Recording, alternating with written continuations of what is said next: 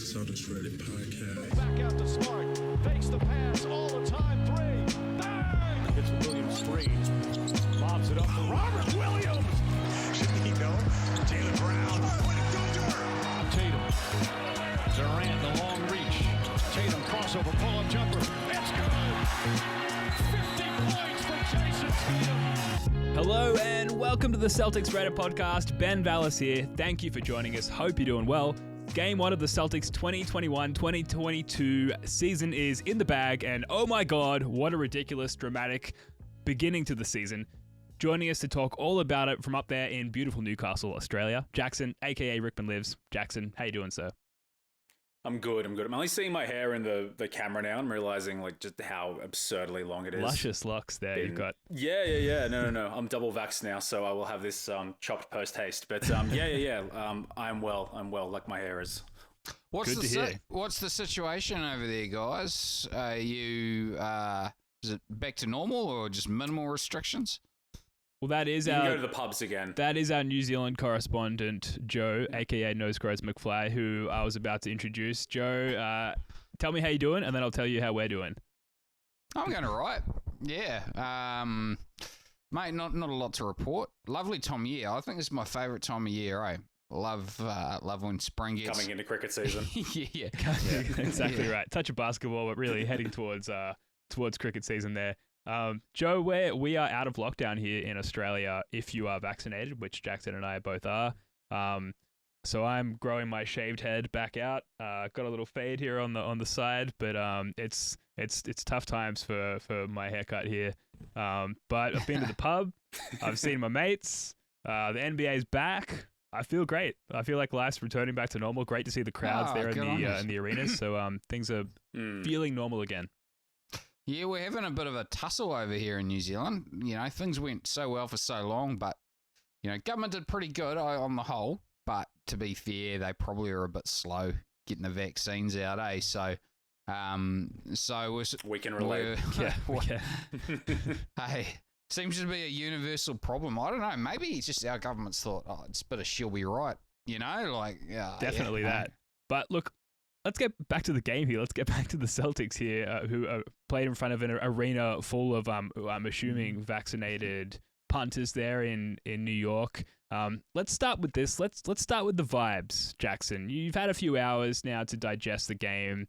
How are you feeling walking away from this one? Generally positive or negative, and why? Oh, much more positive and at peace with it now.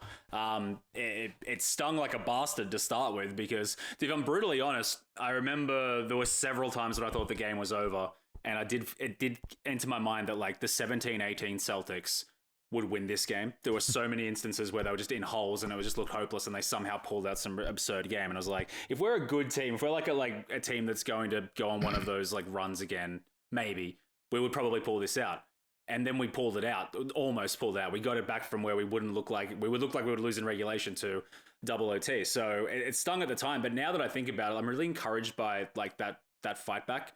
There were obviously flaws. There were moments, mostly due to fatigue in the overtime that ultimately cost us. And, you know, there were some matchups throughout the game that didn't work out too well. So there's a lot to work on. But I mean, overall, it's very positive because, you know, it was a hell of a game, wasn't it? It was amazing to watch. And, you know, if we had stunk out the joint and got blown out by 30, it would be a much different vibe. But, you know, as hard as it was, I'm pretty encouraged by what I can see. Yeah, regardless of how you felt, at least it was an entertaining game for all the fans out there. But Joe, what are your takeaways? One of the most entertaining. Definitely. I mean, like, it's sometimes it's a bit hard to get wound up about close results against teams that you sort of regard as being roughly in, you know, your stratosphere as a team. You know, like if we'd done this against, I don't know, like the Orlando Magic, I'd be like, that sucks. But, you know, the Knicks are sort of supposed to be around about as good as we are this year, allegedly. I don't know. Did you guys sort of feel like, what were you, it's all about how you go relative to expectations, and what did you expect was going to happen going into the game? I expected us to, but for some reason I thought we were going to win this game. But I honestly, and you know, to get back to the original question, I'm feeling positive walking away from it because I really genuinely feel like we were even just an average Jason Tatum performance away from probably winning the game in regulation, to be fair. And then if you want to add, some extra fuel to that fire, a made wide open Jaylen Brown dunk or a made wide open Dennis Schröder layup away from probably winning the game as well, if not in the regulation, then in overtime as well. I thought we played quite well under the circumstances. Like, tough opening game for a young team with a rookie coach, missing 2 rotation players. So it sucks to have lost that, and especially to have spent all of that effort and energy fighting back to actually put it into contention towards the end there. It sucks to have lost it, but I don't know. I feel like under the circumstances, it's a vibes win. Walking away from it all, I don't feel bad about the team at all. I expected us to lose many times throughout, and even though we ultimately did, the fact that we staved it off and had many opportunities to win, that's, I guess, relatively speaking, in the context of the game, like, sort of exceeded my expectations to some degree. But I don't know if that makes sense. But yeah, it's a positive feeling regardless. Yeah, I think just on the Tatum thing, yeah, okay, maybe we're a Jason Tatum normal game, but we had Jaylen Brown's career game, like we're also a Jaylen Brown normal game away from being blown out by 15 or 20, like, yeah, it's hard to, go, yeah. It's hard My brain doesn't work that way, but now that you mention it, that makes perfect sense. You'd arguably say it was a Romeo, Langford, and Grant Williams career game too. Yeah, well, Romeo's been a bit of a bright spot because I'm on record as being quite out on him. So hey, prove me wrong, mate. But yeah, look, it's hard to interrogate the counterfactuals too much, isn't it? But yeah, my thought was, I thought we were probably going to be in for a close game, and we got a close game. It was, encouraging. I have my little formula for the listeners out there: double the amount of minutes left and add 2 points. Okay, once you never been wrong. except for the many times it has. But it's still a really good rule of thumb to say, hey, the game's probably pretty close out of reach, and we actually did cross it. I think with 4.5 minutes left, we might have been down 11, pretty close, or it might have been with 3.5 left, we were down by 9, something like that. So normally that means that the game should be in the refrigerator. Rest in peace, Chick Hearn. But it was in the freezer. Let's be honest, it was over. yeah, it was. A pretty goofy last play. Good fun. It was good fun, and I'm sorry we lost it. So I can't say that it was a vibes win, but it would have been quite a fun sort of chat if we'd pulled it off, eh? And it's, it was pretty close. Not much. I'm going to enjoy the chat regardless. I definitely felt after, I had to literally had to leave my house and go for a walk after the game. It was one of those kinds of losses, like a heavy hitting loss. But, while there were a startling amount of individual errors in the game, I thought overall the team performance was fairly good. 34 assists in the game, which is huge if you compare that to, average from last year. 29 in regulation, so don't be telling me that it was because it was an extended game that we had a high assist count. And we had multiple opportunities to put it away. There was the potential Tatum game winner at the end of OT 1, and yeah, we can have an argument about whether or not he should have even been taking that shot given his performance that, thus far in the game. Schröder and Brown, like I said, missing those wide open opportunities to make it a 2-possession game in a game where scoring was difficult to come by at the end there. And no Enes Kanter. Despite a shortened big man rotation, we did not see Kanter in the game. Adds to the pile of positive takeaways from this game. As far as the positive stuff, sorry, Jackson, go ahead. I was going to say, do you know a statistical anomaly, at least to me it was, who do you think won the rebounding? Do you think it was close? Do you think New York? I want to say Boston? New York, No? but I don't know. Yeah. We want to out-rebound them by 1. We have. Do you know what the offensive rebounding tally was? A lot.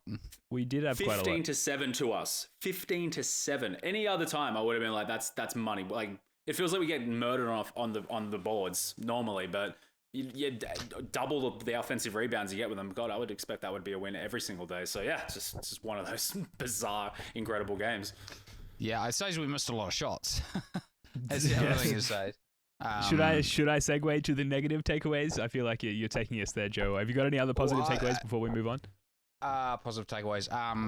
For me, probably Langford looking real. He's not hesitating on a shot, and that's great. If he can shoot, that's a huge one. If he's a player, there's a huge one. You've just like to sustain sort of, I guess, success as an organization. You've kind of got to keep replenishing the well of talent, and you've kind of got to nail at least half of your late first round picks to do it. It's very hard to do otherwise. And that's sort of, Ainge, he's done it right. If Langford's a hit, that means he's got sort of Williams and Langford and Williams the third, so Time Lord, and Langford in back-to-back drafts. And if Grant Williams turns into a rotation player, which I'm hopefully will, I'm a big believer, then that's enough to keep you ticking over with good bench talent. Yep. Yeah, absolutely. Couple of Reddit comments here before we move on. Reddit user Blackwe Bean deleted 17x says, I honestly can't even be mad. That was NBA basketball at its best. What a fucking game. And user Blake G3E follows up. Comments saying stuff like, quote, this Laker kid sucks is worthy of a ban from this subreddit. It just makes the game threads miserable. All-time opener was 100% worth it, even though we lost. So this Laker kid, I think referring to Jason Tatum. I don't know if you guys saw the eye-gougingly awful graphics of Tatum in a Lakers jersey for some sort of Kobe Bryant promo commercial. Very, very bad. Don't recommend Googling it if you haven't seen it. Oh, I thought he was talking about Dennis Schröder. Maybe he was. I didn't clarify. I missed the Tatum jersey thing. Yeah.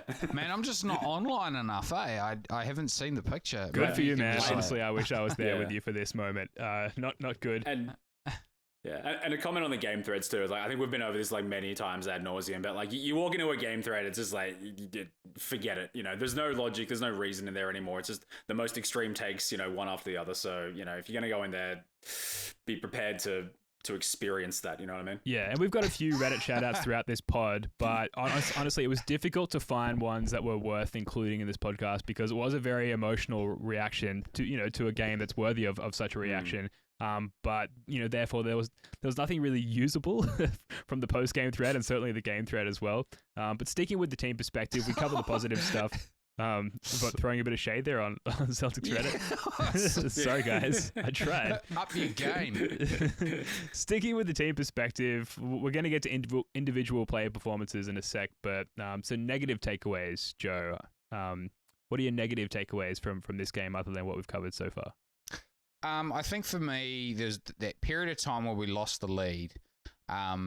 This team has a pattern of trying to dig itself out of trouble with the three-pointer, and it's got to stop.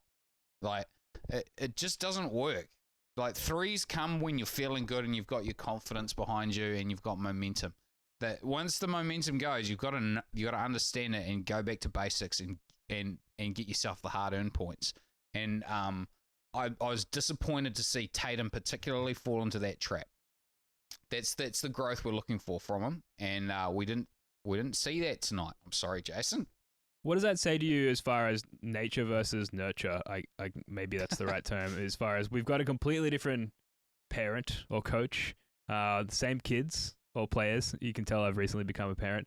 And yet we're seeing some of these same tendencies, these same behaviors that are sort of repeated and carrying over from last year. I would expect that sort of thing to be stamped out by new management if it were, and yet we seem to be seeing that again. I don't know, Jackson, what do you think about that? I mean, bigger picture wise, I still expect us, I'm not jumping too far ahead here, I hope. I still expect us probably to finish about 5th in the East, just because I think you input a new front office, you input a new coaching staff, and a lot of new players. It's going to take time to get that all together, as good as Tatum is, as good as Brown is. I feel like the first half of the season might not quite hit expectations, but I do believe we are going to click into gear and we are going to become a different beast towards the back end of the playoffs. So, I mean, it's no surprise to me that there's tendencies from, last season, the season before, that's still frustrating and is still evident to see there. But, you can tell that they are trying things like ball movement is one thing. But I mean, in terms of negative takeaways, back to your point before, even though we did, I think we shot a higher percentage of free throws to New York, we still, I felt missed too many. I think Tatum missed a few and whatnot. But yeah, I mean, that was something. I don't know if I was being harsh here, but I just noticed a lot of free throws not going down. And it was frustrating, particularly in the double overtime games. So, fine margins and whatnot. But beyond that, that's all I've got, really. Yeah, Tatum's first free throw barely hit the front rim. He almost airballed it in front of a packed Madison Square Garden. And that was fairly early, and at that point you were like, oh, like, shit, this guy's off tonight. And we really needed him to be on. Off. Big time. Oh, man. 7 for 30. And we'll get into the individual player performances in a sec, because it is worthy of a drill down, of a deep dive. But sticking with the negative takeaways, the main one that stuck out to me was the confusion with the switching and the not switching, which led to some all too easy Knicks buckets. I guess just like overall communication errors on defense. So one of them that stood out to me, there were two really, both led to Fournier buckets. One was late. There was that sideline out of bounds game, where Smart was glued to Julius Randle, and Fournier flew off a screen sort of around Randle, and Tatum lost him on the chase, and it led to Fournier just like getting straight to the bucket and getting an open layup. If they had switched that coverage there, then Smart could have easily sort of ducked under and followed Fournier to the bucket and prevented, at least the point blank open layup there. But at that point, late in the game, based on the game that Julius Randle had been having, it was very clear that the instruction was to stick with Randle and don't switch off him no matter what. We saw Grant Williams try and fail to defend Julius Randle on many occasions in, I think, what was it, the second or the third quarter. They kind of covered that a little bit later when they got Rob Williams defending him one-on-one full-time and not switching that. And that's where not switching, I thought, really worked well for the defense. But as a team on the court, it didn't seem like that they were really in unison as far as when to switch and when not to switch. The good news there is that it's game one. That's something that with, film study, I don't know, things like that, I would imagine they can stamp out over time. But that was, I guess, the main negative takeaway for me is just a lack of cohesion defensively. What else you guys got? Negative takeaways?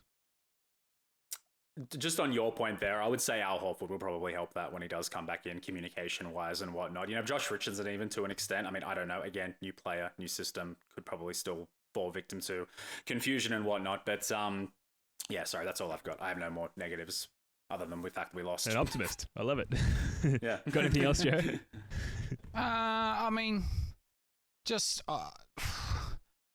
It was just really that play where Marcus overthrew Tatum. I was just like, that's just so careless, Mm-hmm.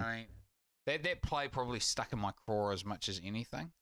And I'm a Marcus Smart apologist, always will be, but far out, man. Like, it was like he was trying to lead him to the corner instead of to the basket.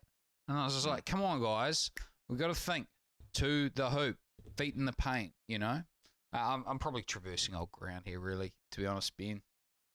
No, that's fine. 18 turnovers was a point I had for the negative stuff for the Celtics there. It was only 17 for the Knicks, so it's not like they were, severely under that mark. But just a crazy amount of points in transition for the Knicks as well. Yeah. And Obi Toppin was actually really impressive on that front. He got out in transition a number of times and finished really strongly. And he was a player that I was pretty low on coming out of last season, going into this season. But he really capitalized off of those Celtic turnovers and was probably a huge part of the difference beyond Julius Randle as far as the Knicks getting the win tonight. So sorry, Jackson, you had something you wanted to get out there? No, that's okay. I thought you made a very good point about the fast breaks too and the points off turnovers because it felt like I was watching a perpetual fast break, I think in the second quarter or the third quarter or something like that. But no, my other points, it does matter. I was probably a little concerned with Robert Williams' lift. I know he's just had that jumper's knee thing, but there was a play really close to the end where he got blocked and was like, he got fouled on it, but I was like, shivers, man. Like, that's a big part of his game, him being bouncy like that. He's not a one-dimensional player, but that's a huge dimension for him, and I'll be watching that a little bit closely.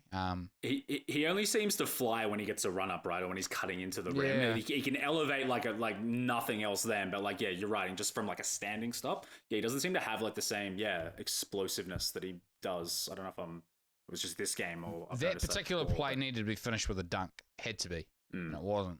Yeah, he took mercy on Kemba a few times where I thought he should have absolutely posterized him on one particular play, but then on another one as well where I think he either passed it off or finished with a layup instead. But there were two times where he had Kemba right under the bucket And yeah, it's like he took like a friendly level of mercy on him and decided not to posterize his good buddy there. I thought that was odd.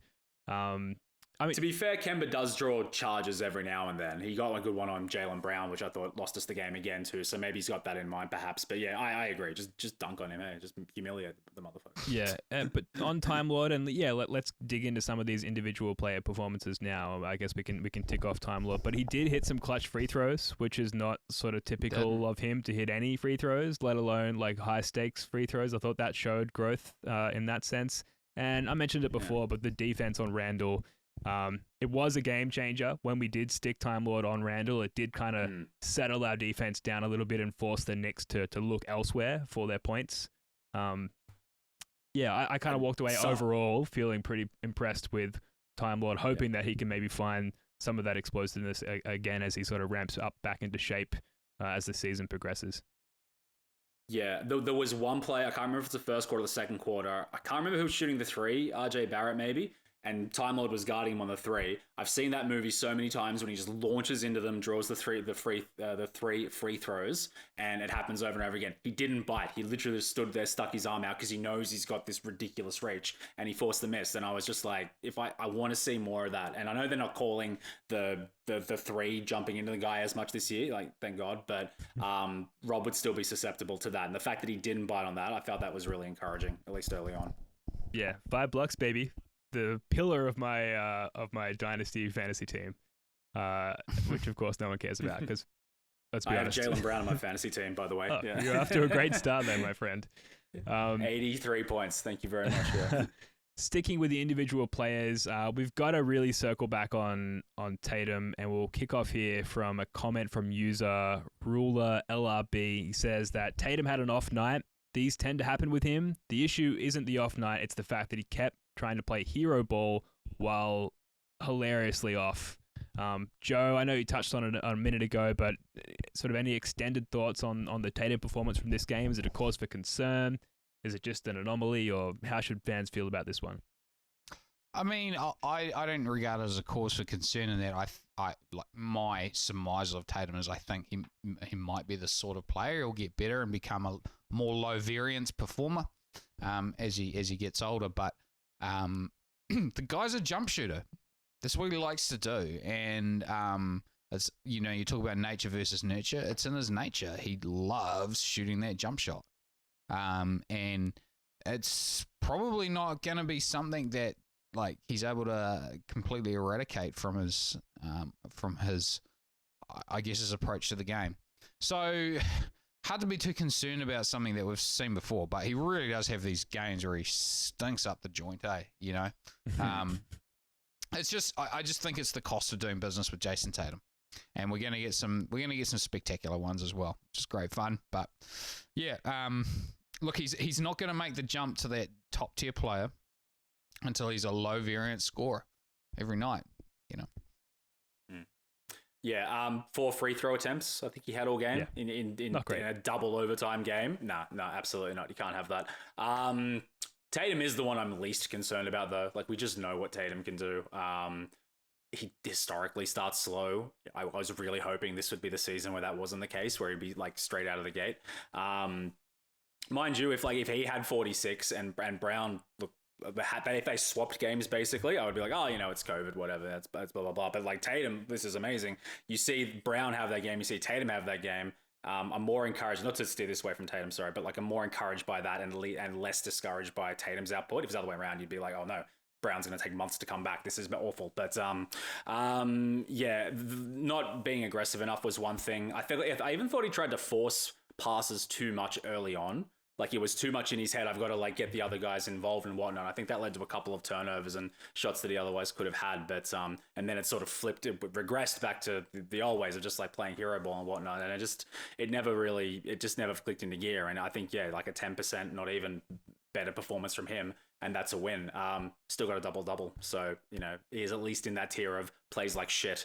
Still stats the stuff sheet. Stuffs the stats sheet. Stuff sheet. That's a tough one. The stuff sheet. It's a tough one late on a episode Thursday title, night. Yeah. I did warn you. He did have that great spin and take to the bucket for, it was almost Giannis-like in like the use of his length. for that and one late in, I think, the second OT to put us up with the free throw at the end of the and one there. Which there were so many moments where I was like, yeah, baby, we got this. That was maybe the peak moment of that for me, where I was like, look, if Tatum's come alive, like that's curtains for the Knicks. But of course, he never really came alive for more than like 10 seconds. Another Reddit comment here by ZGamer200 who says, so I'm happy with the team managing to come back even if it fell short. But what frustrates me about this loss most is Tatum's play, because all of that offseason talk proved to be just that tonight. Talk. Which, yeah, I mean, it was definitely against the grain of everything that we heard from the team and Udoka and Tatum as far as like changes we can expect to see. Jackson, like you mentioned, the forced playmaking, which we were sort of led to expect would be a huge change in his game. We saw it successfully in the Olympics when, admittedly he had different players around him. But yeah, he maybe forced that aspect of the game a little early in this one. And then just too often was like, I'm the guy, I'm going to put up the shot. The attempted game winner at the end of OT1 is the example of that, where really a more mindful player, a more team-oriented player would have been like, maybe I'm going to give it to my guy, Jaylen Brown.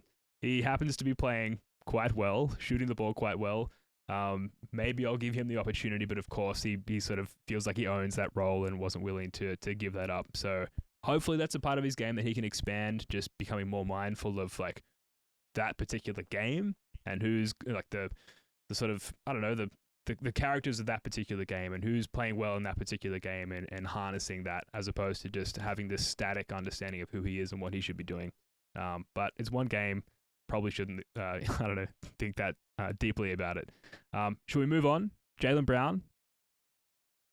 Jackson? Much happier subject, yeah. Yeah, Jackson, you want to kick us off on the Jaylen Brown analysis? Yeah, wow. Apparently he spent 10 days meditating, thinking about his breathing and stuff. So, if you ever get COVID and you're worried about your recovery, just meditate 10 days of away. meditation solitude. And you will get 46 points at Madison Square Garden as well. It's that simple. Yeah. I mean, he doesn't look remotely bothered by COVID, which is amazing. He started last season pretty strong as well too. I think we did a podcast with our old friend La Bird where I think it was after a Pacers loss earlier in the season. Yeah, I don't know. But shout out La I Bird. remembered something like that. Yeah. And I remember saying to him, like, I don't think it's beyond the realms of possibility that we're living in a world where Jaylen Brown ends up being a better player than Jason Tatum. I don't believe that anymore because, how many times did he score 50 last season in like, a month or whatever. But he's got that in him to be like that insane level of like an all-star and potentially maybe even an all-NBA player. So it is one game. He's not going to get 46 every single night for sure. But it's about as good as a start as he can have for someone who's supposedly just going to be like the number two. Like if that's the number two guy and, then we know Tatum can show up. So if those two if he can put that kind of performance next to a good Tatum performance, we won't be losing those games. I guarantee it. So no, everything I saw from Jaylen Brown tonight was wonderful, except for that really dumb turnover right at the end of the fourth, down 6. He just like dribbles it off his leg. And I thought that was the game there. And then lo and behold, we come back with like 2 steals. Yeah, let's pull that up. and got it back. Let's pull that up and with also a newfound capabilities. Sorry, I don't want to get too far ahead of myself because then there's a Jaylen Brown play after that's just mind-blowing. And this is the one, right? So we've got Smart.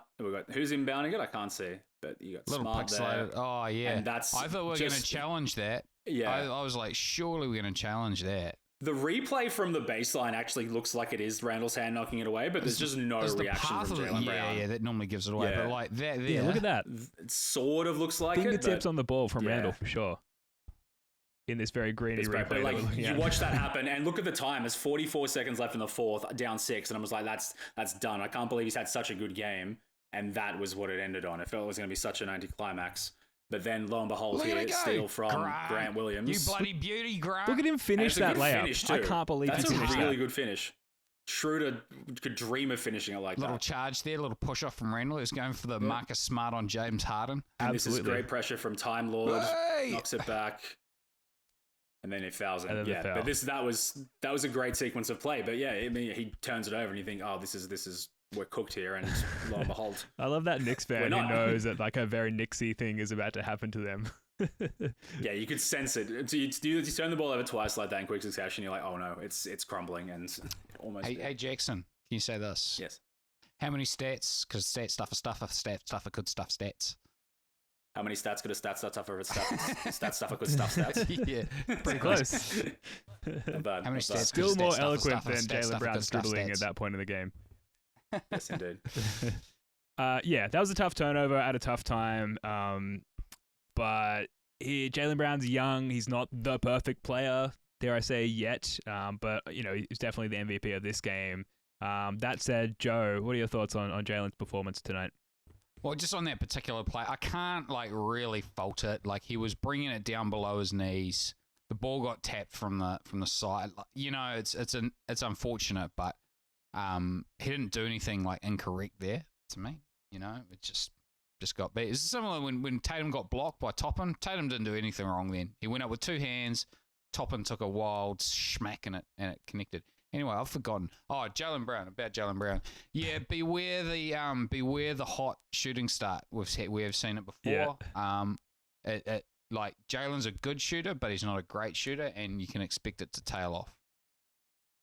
Yeah, there has been some talk about how he came into last season with knee soreness, and now he's totally healthy, other than the wrist on his offhand, which you think wouldn't be particularly impactful. So maybe we can expect more longevity there if he is truly healthy. But as far as this game, and yeah, we are overreacting to the only sample size we have, which is one game. The penetration, I thought, just the ease of getting to the bucket, and aside from some of the dumbest 4 turnovers I've ever seen from a player, as far as just trying too hard, reaching too far into the bag for unnecessary dribble moves. For the most part, the handle looked tight, and I was impressed with how easily he got to the bucket. And then his kick out, I think, 6 assists, so his kick out game was solid as well. Just looking pretty solid there, Jaylen Brown, to be fair. 3 steals and a block as well to add to that incredible stat line. Definitely a pillar of light and hope in what was sort of largely, particularly from Tatum, a miserable performance. So I feel very optimistic about Jaylen Brown in particular. Should we move on to Romeo Langford, another optimistic takeaway from this game? Joe, what are your takeaways there from Romeo Langford's point of view? Well, one is he probably shouldn't be guarding Julius Randle, but that aside, he's obviously confident in his shot. That's great, because he looked like a guy. You remember he was the guy that Jay Larranaga had the ping pong paddle on, which is a great little coaching technique, by the way, I think. But I got to try that. Yeah, well, he obviously trusts his shot. That's great. That bodes well. Hopefully he gets an extension. Yeah, Jackson. Yeah, Any thoughts? His shooting was incredible. He had the kind of shooting that we would probably have expected Neesmith to have if you're talking about a young guy coming off the bench and was going to have that kind of stat line. So, and he was the only one who had bench points for the longest time because Schröder was stinking up the place offensively. He was a good contributor, and I think he's going to have a great season. I really do. What about Marcus Smart, Jackson? I didn't really notice any behavioral changes with Marcus Smart. Again, there was some off-season talk about, expect this, expect that. Now he's the starting point guard. Now he's got a defined role. He's going to be delegating. He's not going to be jacking up, highly contested 3-point shots. And yet he still does. It's one game, Jackson, but I don't know. Did you notice anything different about Marcus Smart at all? I don't know. You might be able to jog my memory here, but other than the turnover that we talked about earlier that Joe mentioned, and obviously the 3 to send it to overtime, I don't really remember him doing a great deal. And I think if Marcus Smart goes unnoticed to a degree, then that's a good thing, because if he does go noticed, then either A, he's shooting more than he has the right to be, or B, he's doing something stupid. Or he's making a great, crazy defensive play, but normally it's one of those first 2 that I mentioned. So I didn't really notice him really do that much. Can anyone jog my memory into something else that he did other than send us to overtime? He got caught on a screen pretty bad. It was he guessed the wrong way that Fournier was going to come off a screen, and Fournier just faded back, and that's how he got in overtime? He got a huge 3. Yeah. Okay. That was when they stuck out a little bit. But yeah, I mean, look, Marcus is, he really is dyed in the wool. Talk about someone's nature being pretty hardwired into them, man. That's smart, all right. Yeah, absolutely. Yeah, I'm with you, Jackson. I can't say anything he did jumped out at me. There was the sequence where he obviously Well, one thing he is really prone to doing is he's like, right, nothing's working. I'm just going to start shooting. You know, he sort of, and you know, sometimes it lights a fire under us, and a lot of times it doesn't. There's that one sequence where like Pritchard had like a couple of offensive rebounds in a row. I feel like off his missed threes, you know. But I mean, look, he's going to keep shooting it, and ultimately, I think we're better off for him doing that. Like if he was like Ben Simmons, we would be much worse off. His lack of hesitancy, I think, is a net positive, only just.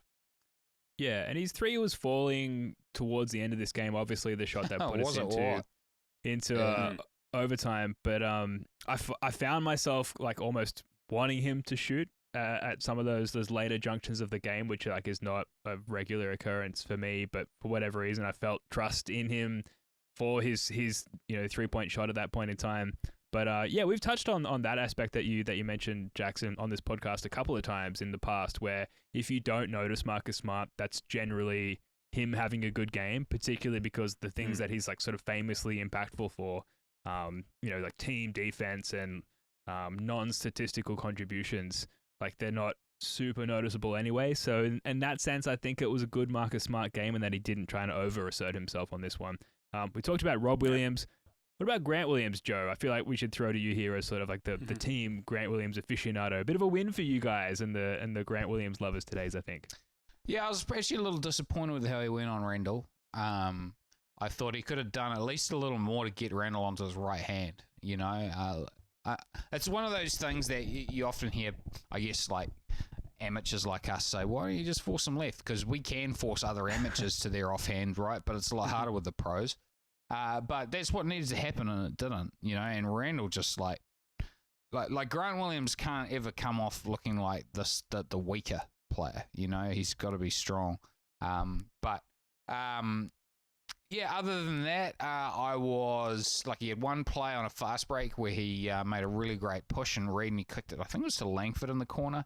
It didn't work out, but I'm a huge fan of his, but I don't want to put too much stock in his shot falling or not. That's not, like, to me, where he really offers value. He offers value as a playmaker, his, passing from the elbows, fake dribble handoff, that sort of thing. And also, like, I really do, I'm really in the minority here, and maybe I'm just blind to it, but I actually really rate his ability to, stand up to big, strong, quick guys, like big wings on the perimeter. I know it probably sounds like I'm crazy, but I feel like he gets a really tough whistle, and I think he's a lot better at that than he's given credit for. And I felt like Randall, that tonight was not an example of that with Randall. So mixed bag for me with Grant tonight, but I love him. I'll always be a believer. Yeah, he really came alive in the fourth quarter, I think. He had like 9 points. And the game's such a blow because it was so mental, but there was one really good defensive play either in the first overtime or the fourth. I think he got a steal off, maybe it was off Julius Randle or off Derrick Rose. I can't remember, but he stole it, and that I think we got points off that. I can't remember, but yeah. I mean, I remember him more struggling against Randle, but Randle was just having a beast of a game. Like, I mean, I know Time Lord did a number on him when he was on him for a little bit, but I mean, over the course of the game, that was what they swapped when they were switching out. That was the matchup, and he was just going to town on him. So sucks that was my prevailing memory of Grant Williams from this game, but a big fourth quarter, big shots that he hit too. So he acquitted himself fairly well, I think. But yeah, it's just the Randall stuff let him down. Yeah, there was a stretch in the third quarter, I believe, where Randall just absolutely eviscerated our mate Grant Williams there. It was tough to watch. Yeah. It's like watching someone you love fail miserably over and over again. And he certainly made up for it in other areas of the court and impacted the game in other ways. And he may or may not feature in our underrated play of the game segment that's coming up pretty soon. One player who featured heavily in closing time instead of Grant Williams, and I think there were a lot of fans in the post-game thread who were against this, was Dennis Schröder, who Udoka went to over Grant Williams in crunch time, essentially. Team high, 8 assists. Hard to be mad about Dennis Schröder based on what we're paying him. But Joe, this was Schröder's debut in this game. What were your takeaways from his performance? He was what I probably would have expected from him. Some offensive contribution. I don't love his game. I don't know. Why do we have affection for some players' games and others not? And he's just not one of the guys I feel like he's not one of those guys whose games I feel like I warm to. But I can't be disappointed by him basically living up to expectations. He'll have nights where he's better and he'll have nights when he's worse, but this feels like about par to me. Yeah. There'll be some nights where I reckon he'll be almost unplayable. If everyone's injured and they need someone to step up, I think he would be the guy to sort of fit that bill the most. But no, it was rather uninspiring. I mean, he wasn't terrible by any stretch of the imagination. Like the play that I remember that's probably going to draw the most criticism was the blown or the botched layup in overtime. But I mean, again, the more I step away from the time and like you think about like just how exhausted those players are, and like Jaylen Brown like missing a wide open dunk as well too. It's just like, this is just going to happen, unfortunately. But no, to go on your like Celtics debut and ultimately to like lose a game like that closely, then yeah, that stings a little bit. But I'm willing to be patient with him and give him time. I think he's going to give us a few good performances here and there. But it wasn't particularly inspiring. It's one final name I'll throw at you guys before we move on. Ime Udoka, rookie coach, debut game. Tough circumstances there in front of a packed Madison Square Garden crowd. I'll start with a couple of Reddit comments and then throw to you guys. So user Cobalt Red wrote, not a good start from Udoka. There had to be at least a dozen plays on defense that ended with the Celtics players looking at each other confused. They did not look like they knew the game plan. And another user, JT Owns You. JT did not own anyone this evening, unfortunately. Wrote, not too bad of a first game from Ime. A few things that were frustrating, though, was the stretch in the fourth where the Knicks were killing us in the paint and we just kept that lineup of Schröder and Pritchard in for far too long.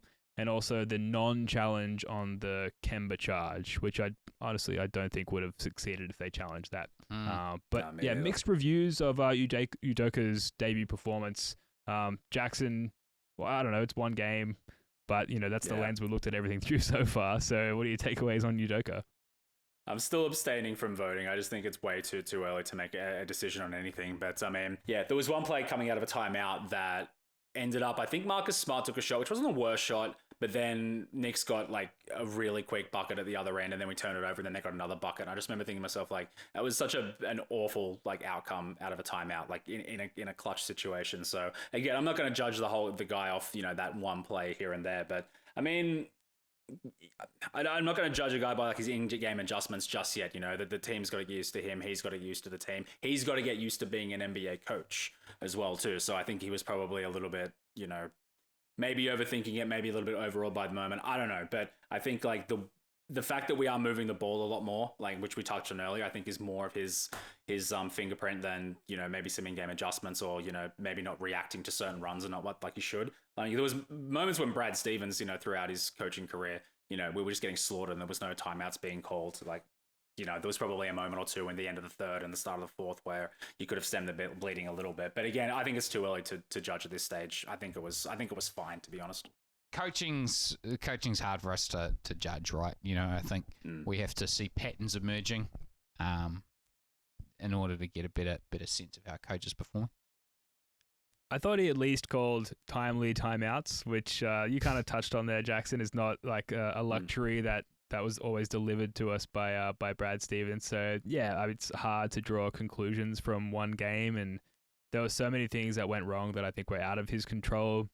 Namely Tatum, like who had good shots at times and just didn't hit them, and then sometimes hit bad shots. I don't know. There's just a lot that I feel like Udoka for the most part put the team in a pretty good position to win as far as what he was able to control.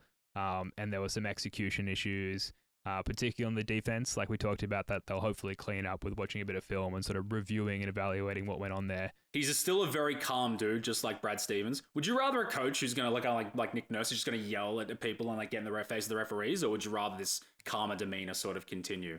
I'm kind of itching for someone who's just going to yell at the refs and berate people, just sometimes, You guys feel the same? I like the mystique. I think the mystique pairs well with the Celtics organization. I don't know. I feel like there's some sort of pairing there that works well for me. What do you think, Joe? I'm not so much about the coach's temperament, more the style of play. If I see a team playing an attractive style of play, that's probably how I judge the coach. To be honest, it's not. Yeah, there's a few ways to skin the cat, but the cat must be skinned. Scun a kit. You know what I'm saying? Rod sucks. We're gonna finish up with the Reddit recap in a second, but first, the play of the game, which, by the way, now that we're on YouTube, is a segment that we can pull off. Go find the Celtics Reddit podcast on YouTube, subscribe, like, share, all that stuff. The play of the game is, let me cue it up here. It's really a sequence. I'm going to try and talk us through it here. Guys, feel free to chime in as I load up this very pixelated replay. The play of the game is obviously this final sequence. You see Jason Tatum getting ready to inbound the ball. I have slowed this down, which now as I'm talking over it, I regret. So let's just let this play unfold here. Jason Tatum about to inbound the ball, finds number 7, Jaylen Brown, way outside, and he just guns that shot and sticks it right in Fournier's face, which is just ridiculous. Fournier rightfully gave him the room, thinking he was going to drive, and Jaylen Brown just popped it there. I don't think any of us were expecting that to go down.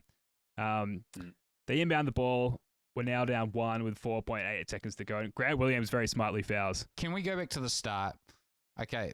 Right to the start. Well, can we go back to the start? Back. Pause. Right back to the beginning. Pause. Yeah. Okay, pause it. Okay. So we know what's going to happen now, right? We know that Jaylen Williams is going to. I don't know what they call this type of cut. Jaylen Williams. It's not like Jaylen Williams. Jaylen Brown's going to cut up, right? And Robert Williams is going to set the screen from. I want to watch the screen that Robert Williams sets here. Okay. I want to watch that. Can we go through that there? Just press play. Robert Williams, your job is to set the screen. The reason why Jaylen has to come so high to catch the ball in the first place is because Robert Williams does not get much of a piece of Fournier on that screen.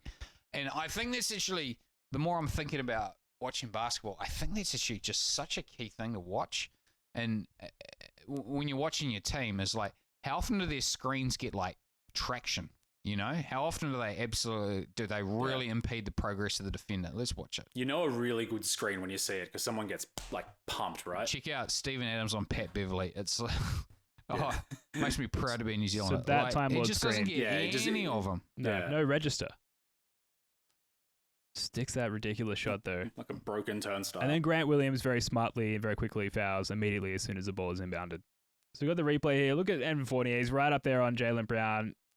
He goes back expecting the drive and just gives him a little bit of room, and Jaylen Brown just smartly pops up, 35 feet out from the hoop and sticks it. That's a Peyton Pritchard shot. He's got a lot of arm in his shot. Look how far back his elbow was flexed. Like, that's not like you'd normally tore your elbow straight, your forearm straight up and down.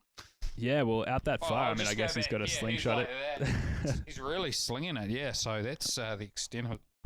We see another tortured Knicks fan here. A couple of them here is Spike Lee as well, aware of a lifetime of Knicks fandom of what can and possibly will go wrong. And I think at this point in the game, we've had Randall hit his first free throw. He's about to hit his second one here. And as part of the sequence, we now see the Knicks up 3 points, 113 to 116. As we inbound the ball, and they double Jason Tatum here, who falls over. Schröder comes up, and Kemba turns around to cover the 2-point drive, which is ridiculous because we're down 3, leaving Marcus Smart open for that 3-point shot, which ultimately sends it to overtime. Definitely the play of the game. Obviously, the sequence of the game there. A real just sort of brain fart from Fournier and from Kemba Walker there, who obviously were great for the Knicks. The middle of the floor wide open. Fournier particularly. Fournier, I wonder if sorry, Joe. I wonder if feigning to fall over to draw more attention, like a double team, and then dish it. Yeah, if that Tatum meant that, oh my god, the best game he's ever had. I don't care about 5 or 30. That's coaching. Yeah. So that's the play of the game. Joe, are you going to run us through this underrated play of the game as well, which is going to be a recurring segment? I'm just going to cue this up for you. Yeah, I love this idea of a segment. Yeah, so we're up 10, right? Comes back. Romeo, wide under the hoop. Rose has left him alone for some reason. Okay. Yeah. Williams doesn't hit him for some reason. Then Jaylen Like, takes Jaylen I don't know how long it takes him to recognize, like a long time, and then he throws an absolute horrific pass. It's absolute turd ball. And then he probably should have just gone up anyway, but fair enough, he pump faked and then turnover. Like, that's the type of thing, and now we're a bit off to the races. Do they score off this? No, they don't. Grant saves the day. For me, those to me, like, I'm probably a little superstitious about those sort of plays. But when I watch them, I think, ooh, it might not be our night. You know, those are the types of plays that indicate maybe we're not quite as locked in as we need to be, and they're the type that kind of play that results from a little bit of passivity, I guess. So it just, like, when I saw that, I was like, ooh, that's concerning to me. You know, we've got a comfortable lead. I'm not expecting us to build this lead. So do you? Sorry, Joe. No, do you find, though, when players are so open and have so much time, it kind of just, like, mentally just throws them for a loop because they're expecting someone near them? Like, you see when someone's got a three and no one's near them and no one goes, and they take, like, a good, like, second and a half to shoot it. I mean, sometimes it goes in, sometimes it doesn't. But, like, he's so open, he just must have, like, not known what was going on for a second. Oh, with jump shots, you know when a shot looks heavy, you know, and often it's as a result of catching it and then takes them out of rhythm. They might do a jab and try and come back, you know. But you know what I mean? When you see a shot looking heavy, it very rarely looks heavy when it comes in rhythm, like catch, shoot, bang, you know? So, yes, I agree with you. And I don't know that I'd point to that as an example of it. I can certainly appreciate from my time as a pickup battler, when you catch the ball and you pump fake and, oh, shivers, he didn't really bite on it. What am I going to do now? Like, I've been there with Romeo. I guess he should have just gone straight up with it. Normally, it's a better play. Yeah, absolutely. There you go. That's the underrated play of the game. Could be a good thing, could be a bad thing. In this case, unfortunately, not a play that favors the Celtics or, in particular, Jaylen Brown. In this case, but that's going to be a recurring segment for us. Now it's time for the Boston Celtics Reddit recap. Thank you, Space Ghost. We are going to get to just two very quick posts here because we are running overtime here. You might say it's a double overtime thriller for the Celtics Reddit podcast. We're going to start with a comment or a post rather from Jamal CCC, who says, this was a great loss and a must loss for the Boston Celtics. And they go on to say, ever since Jason Tatum has been a Celtics, the team has had great seasons, so 17-18 and 19-20. When it loses, it's opener. And disappointing seasons, 18-19 and 20-21, when it won its season opener. I believe Tatum knew this and did his part, but the intellectual Brown don't believe in luck and wanted to win anyway. In a push and pull, the franchise player Tatum got his way. Here comes a great season. You just wait. As a ever optimist, I like the optimistic spin on, like, this loss was really a win. I don't know, guys. Any thoughts on this take at all? Do you see any pattern there? Is this a trigger point for a successful season for the Celtics, or am I reaching as far as Celtics Reddit content to include on the podcast? The last time we won a banner, we won our opening game against the Washington Wizards. So I'll judge it by that metric rather than losing and making the conference finals, albeit fun. So yeah. No, I like the optimism, and yeah, if it can be the same kind of entertaining ride that 17-18 was, then awesome. I'm gonna be completely up for it. But yeah, I would have rather have won. Joe, does this mean anything? Well, look, I've just given my own sort of example of a bit of a superstition. So I can't pretend that I'm not guilty of it, but no, this doesn't mean. All right, let's move on then, because we are, like I said, over time. This final one is from user JM1849, and the headline is the Celtics Reddit reacting to the Ben Simmons situation. And you're going to lose out on this if you're listening to the audio bot, but it's this GIF, if you will, of Dr. Evil and his cronies maniacally laughing and evilly laughing, I guess, if you will, in the case of Dr. Evil. The reason I bring this up, Joe, well, first of all, sorting the subreddit through top posts by the last week, I was surprised to see how dominant the Ben Simmons drama was in terms of taking up space on Boston Celtics Reddit. So I thought I'd take this opportunity to particularly ask you, Joe. You've previously stated that the Celtics should consider trading for Ben Simmons, perhaps even trading Jaylen Brown for Ben Simmons. Have the recent events, as far as Ben Simmons, sort of impacted your stance there at all? Yeah. Oh, shivers. Shouldn't cover the camera there like that. A little. Yeah. I think. I still think he's a really underrated player. And that represents a unique opportunity. If someone's underrated, right, it means that there's an opportunity to acquire them at undervalue. That said, not great. I don't love, don't love hearing stories of un-Australian bad attitudes, like what's happening, getting kicked out of practice, Like, that guy needs to pull his head in.